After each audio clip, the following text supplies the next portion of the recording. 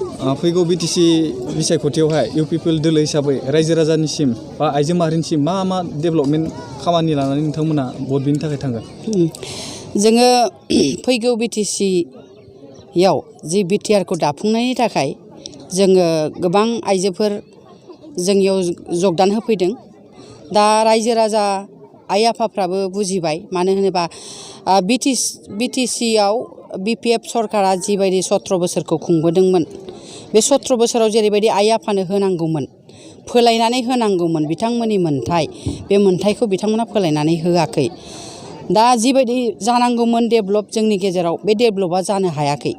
बेखायनो जोङो एबार जि बिटिआर सुक्ति जानानै थांबाय, बे बिटिआरखौ दाफुंनायाव जोङो गिबिसिन रल लागोन आइजो माहारिया इउ पिपल हिसाबै। मानो होनबा जोंनि आइजो माहारिया गोबां गावनि गोमानाय फिसा, गोमानाय फिसाय मोनफिननो हाबाय।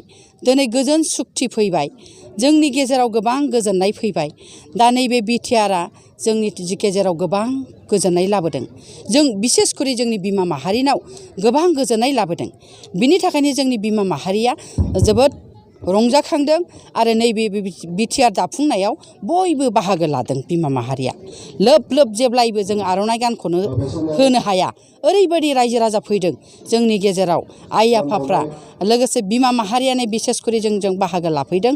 मानो होनबा जोङो एबार बिटिआराव सरकार जानाय लोगो लोगो जोंनि इउ पिपलआ सरकार जानाय लोगो लोगो जोंनि आइजो माहारिनि गोबां डेभेलप लाबोगोन। मानो होनबा जोंना बिमा माहारिया गोबां दासिमबो थास' मैगं फाननानै, दिंखिया मैगं फाननानै फिसा फोरोंनाय दङ। जौ फाननानै, गाज्रि बेसाद मुवाखौ फाननानै दिनै जों जौखौ गाज्रि होननानै सानो, रायजो राजा बयबो मिथिगौ। अब्लाबो फिसा फोरोंनांगौआव, फिसाखौ न'खरखौ दैदेननांगौआव जोंना बिमा माहारिया लामा मोनैयाव दिनै गोबां बिमा माहारियानो जौ फाननानै जानो गोनां जादों।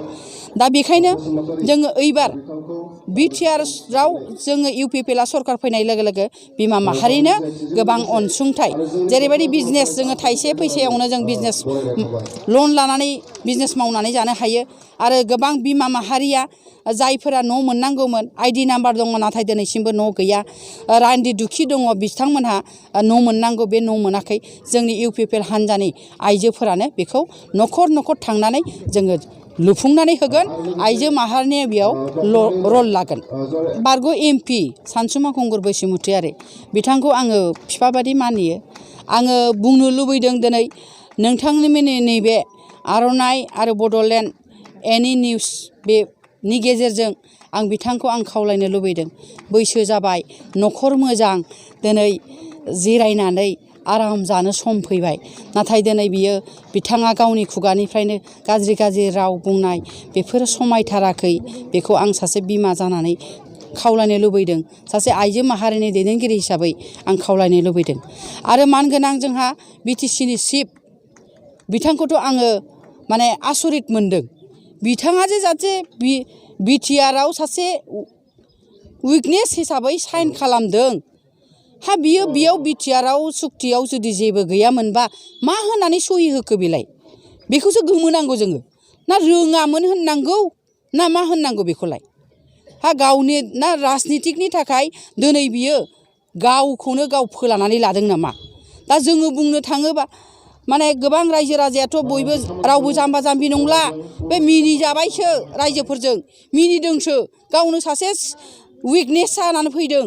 हेमन्त बिश्व शर्मा, दिनै सनवाल बिथांमोनहा दिनै बेयावनो सिगनेटरि, आसामनि मन्त्रि सासे आरो आसामनि सासे चिफ, बिथांमोना गावबो बिटिसिनि सासे चिफ जानानै उइकनेस जानानै दिनै बिटिआराव जेबो गैया होननाया बिराद लासिंसिं बाथ्रा।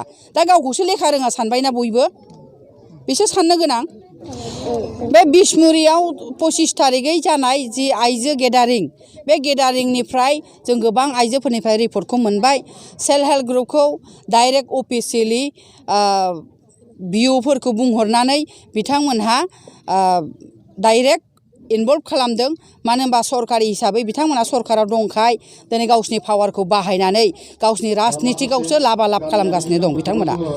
सरकारि नाथाय बिथांमोनहा दिनै सरकाराव दं होननानै दिनै सरकारिफोरखौ बाहायदों दिनै सेल्फ हेल्प ग्रुप बिथांमोनखौ थगायदों दिनै आसा कर्मि आसाखौबो साइकेल होगोन होनै थगायनानै बिथांमोना लांदों आरो ICDSनि कर्मचारि बिथांमोनखौबो डाइरेक्ट गावसा सरकाराव दं होननानै पावार बाहायनानै बिथांमोनखौ इनभल्भ खालामदों बिनि थाखायसो रायजो राजा आइजोफ्रा गोबाङानो थांनो गोनां जादों बेयाव जोंनिबो UPPL हान्जानि गोबां बिमाफोर दंमोन बिथांमोनहा जोंनो फोरमायफैदों जों बायद'आवसो थांनो गोनां जादों आरो किसुमान जि गुबुन गुबुन सम्प्रदायनि मानसि गुबुन गुबुन जाति जनगोष्ठी बिथांमोनखौ 500 होनानै लांदों बे बाथ्राखौ जोङो मिथिगौ आरो जोंनि सिगाङाव फोरमायदों आरो गोबां गामिनिफ्राय जोङो रिपर्टखौ मोनदों आरो सेल्फ हेल्प ग्रुपखौ 5,000 होगोन होनानै एकाउन्ट बुकबो लांहोजोबदोंनो बयखौबो बे बिराद माने फोलानाय बेफोरो जों खोनानाय बायदिबा BTCनि बाहेरानि